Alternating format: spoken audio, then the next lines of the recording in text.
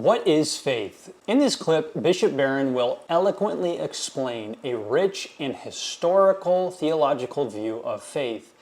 He has layers to his view in his argument, and I will make sure we understand the layers as he develops them in this video. Once Barron's view is clear and we know his position, I thought it would be interesting to compare and contrast his view to what Luther believed about faith. The Protestant theologian Paul Tillich once said that faith is the most misunderstood word in the religious vocabulary. And I'm increasingly convinced that he was right about that.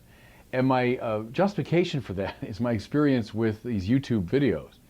Because, as you know, people can comment on these videos. And I must say, every day, I hear somebody say to me that faith is credulity, naivete, accepting something on the basis of no evidence. It's pre-scientific nonsense. It's the way children would think, etc. Faith is being continually badmouthed. And on the basis of that characterization, people will draw these sharp distinctions between faith, so construed, and modern science. Modern science is rational, it's empirically based, it's self-critical, it's self-correcting, etc. And people draw the conclusion, isn't it great that the Western mind finally wriggled free of the terrible constraints of faith and moved into the clear, well-lighted space of reason? And they go on, isn't it tragic that the modern mind is still haunted by this specter from another age, faith, which is hindering and holding back the modern mind? Okay. So you can see that layer one of Barron's argument is that there are misguided views of faith detached from reason. It's also wrong to be hyper-rational and try to juxtapose faith with reason. Bishop Barron is now going to introduce the harmony of faith and reason. Pay close attention to his argument. This is really important to understand how Bishop Barron understands faith. Here's an analogy which I think is illuminating. When you're coming to know someone, let's say there's a person that kind of fascinates you, and you might watch that person for a while. Maybe you see what she wears, how she comports herself, how she relates to other people. Maybe you check with mutual friends and find out certain things about her. Maybe today, of course, you would Google her name and you could find out a lot about probably where she's from, where she's educated, where she works, etc., right? You could find out a lot simply by using your reason. Looking at things objectively and making deductions and conclusions, you could come to a good deal of knowledge about that person. Okay, but let's say you really want to get to know this person. Eventually, you have to meet her, right?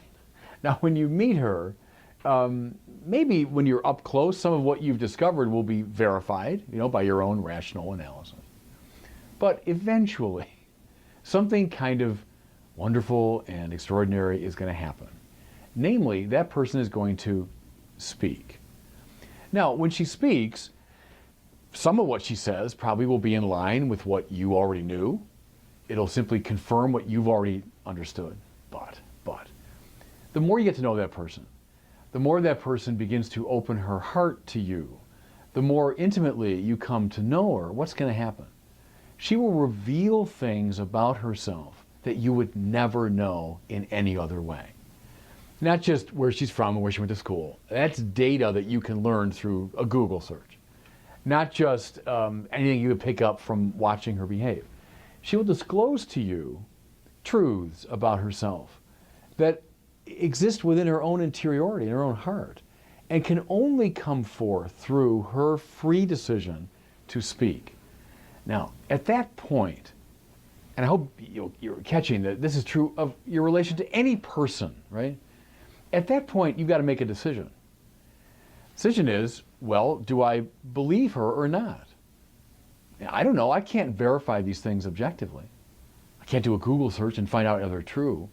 I have to decide, yeah, I believe this person. I have come to trust her in such a way that I now accept her speech as true. We want to come to know God. Can we determine a lot about God on the basis of reason? Yeah, sure we can. look at the beauty and order and contingency of the world, look at some of my videos on those things, I can conclude that God exists, that God is perfect, that God is good, that God has intelligence and will and freedom, that God is the governor and providential, has providential care over the universe. I can determine all those things on the basis of reason alone. If you doubt me, take a look at the first part of the great Summa Theologiae of Thomas Aquinas. Thomas Aquinas is a bit like the Sherlock Holmes of theology. What I mean is, think of how we would ordinarily look at someone and we come to certain conclusions. Sherlock Holmes saw with such insight that he could come to all kinds of correct conclusions simply on the basis of examination. Before the person ever spoke, Sherlock Holmes could determine a lot about them, right? So Thomas Aquinas is the Sherlock Holmes of theology. He can determine all kinds of things about God on the basis of reason alone. Is this good? Yes.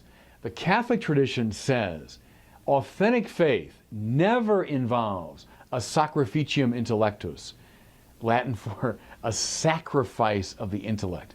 In fact, one of the signs that you're not dealing with authentic faith is that you've had to sacrifice your mind.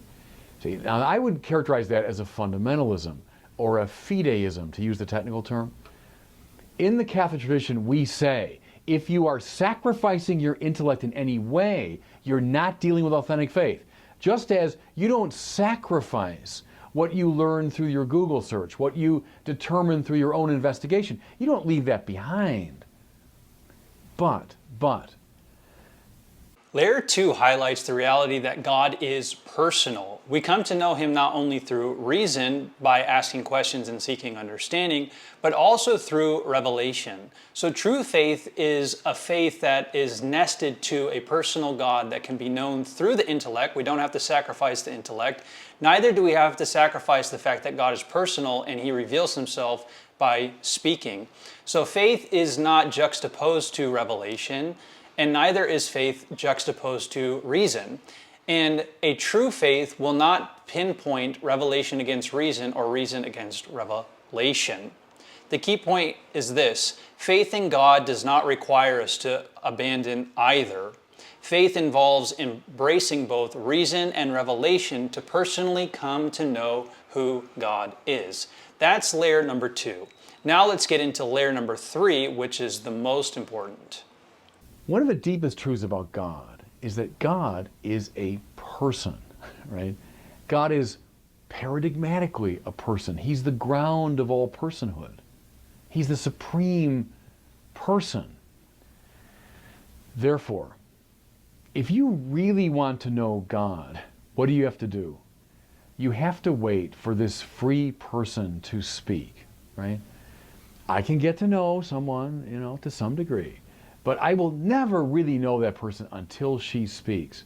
At which point, I've got to make that decision. Do I believe her or not? Do I trust her or not? So with God. The claim of the Bible is that God has not remained utterly hidden, has not remained utterly in the shadows, but that God, by His own freedom and choice, has determined to speak. He thereby reveals things to us that we can never know simply on objective analytical grounds. I'm not denigrating in any way what we can know on those grounds, but we can't know the heart of God until God decides to speak. At which point I have to say, okay, do I trust Him or not? What's faith? Faith for us is that moment of trust. When I say, yes, I accept the truth of the God who speaks. And see, my point is, there's no other way, finally, to know and relate to a person other than faith. And that's true in our human relationships as well. If you were to say, in regard to another person, I will only go on what I can absolutely know through analytical reason. How much of that person will you ever know? Very little. How much of that person will you ever be able to love? Very little, see? Because you're in utter control of the process of knowing that person. In fact, you have effectively objectified the person. You've made that person an object of your investigation. Now, a fortiori in regard to God, right? God, who is the supreme person.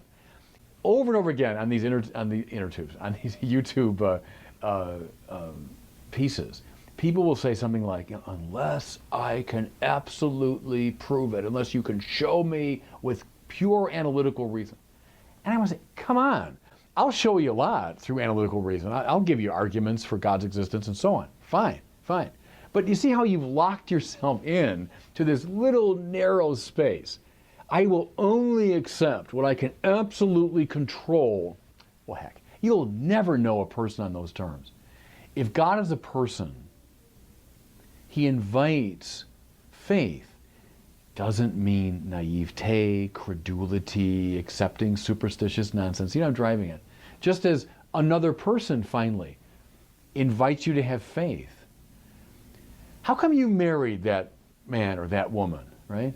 Oh, it's because I had absolutely analytical control over every... Come on. At some point, there was a mutual act of trust. Call it faith, or an exchange of hearts, right? So with God. So there are a few important things to understand. Layer one is Bishop Barron explaining what faith is not. Faith is not a blind leap that is detached from reason. Neither is faith a complete hyper-rational need to know absolutely everything about God apart from what God has revealed about himself through his spoken word. Layer number two then is that God is personal. And since God is personal, that means we can harmonize our reason, what we know about God, and the revelation, what God has spoken about himself, to have a true depiction and picture of who he is. But layer number three is the most crucial, and that is we are to trust in what God has revealed about his personal nature. We need to trust. That ultimately is what faith is. So that led me to an interesting thought experiment in my own brain, precisely because I grew up evangelical and I grew up Protestant. This idea of trusting as faith is really something that's part and parcel to Martin Luther and what he taught about faith. So what are some similarities between Bishop Barron and Martin Luther's view of faith? So there is quite a bit of common ground. Martin Luther famously explained faith using the Latin term fiducia, fidelity, fiducia, or trust. It means trust or confidence. You see, for Luther, faith was not merely intellectual assent or agreeing to a set of propositions about God. It was a radical trust in God's promises. So in order to have faith in the way that Martin Luther conceptualized faith, you were literally having to go outside of yourself to trust in God and his mercy and his promises. You had to surrender to this grace as he talks about it. And I think that this understanding resonates deeply with what Bishop Barron is emphasizing about faith and a personal relationship with a personal God in this video. It's rooted in trust. It's rooted in love. Both perspectives reject kind of this cold, detached view of faith as mere belief in facts, and also on the other end, this kind of faith that is dull and completely rejects the facts that are presented. Instead, there's a dynamic view, a transformative encounter with God through the intellect and through God's revelation and this trust in it that unites us into the type of person, this person that has faith of mind, heart, and will. So I think there's lots of good common ground and similarities. But also, there are similarities, but there are also pretty big distinctions, as are pretty obvious. So even though there is this fiducia, this understanding of faith, there are different theological frameworks about how to obtain that faith and also how that faith works itself out. So for Luther, faith is alone, sola fide. It is the sole means of justification before God. It is the cornerstone, and it really is kind of this revolutionary idea in theology that we are saved by faith alone, apart from charity, apart from love. So Bishop Barron has a view of faith that is integrally, if I can say that word, connected between love and works. And this follows, of course, the Catholic understanding of faith, that our faith, this trust, will necessitate itself into a life of fruit, a life of acting out in charity and obedience to God's will. I think Luther would also emphasize that, but he would want to make it the priority that there is something within us that cannot live into this great reality that we need to trust in God over and against ourselves. It's a false dichotomy, but it does exist. And so Luther ultimately wants to highlight the individual and his personal trust in God's grace, while I think Barron in the Catholic tradition would want to highlight the communal dimensions woven into the life of the church and the sacraments of being a part of community. So there are differences, but I do think that we need to go back to this fundamental idea of fiducia, of trust. Both camps believe in that. And while Protestants and Catholics insist that faith might work itself out differently, we both believe that faith has to be something that is radical trust and dependence upon God, and it actually does something to us. So I was thinking about the scripture where it says iron sharpens iron, and I think that both views are very, very helpful for refining and challenging and ultimately enriching our faith. While there are distinctions, I think that we both can learn from each other in how we think about faith. Faith is trust. Faith leads to transformation. Trust, transformation. I think both sides can agree on that. So whether you're a Protestant or Catholic, I hope you can take that with you today and be thinking about the true nature of faith. Trust in a personal God that comes through intellectual agreement with the facts of what is provided to us by God. I think the resurrection is a key point here. But also just believing God and His revelation, His spoken word, trusting the fiducia that comes with that. And hopefully, in that trust, we grow into more of Christ's likeness. All right, that's all I have for this video. Please be sure to like and subscribe. Remember that Christianity is Christ, and without Christ, there is no Christianity. I'll see you in the next one. Peace.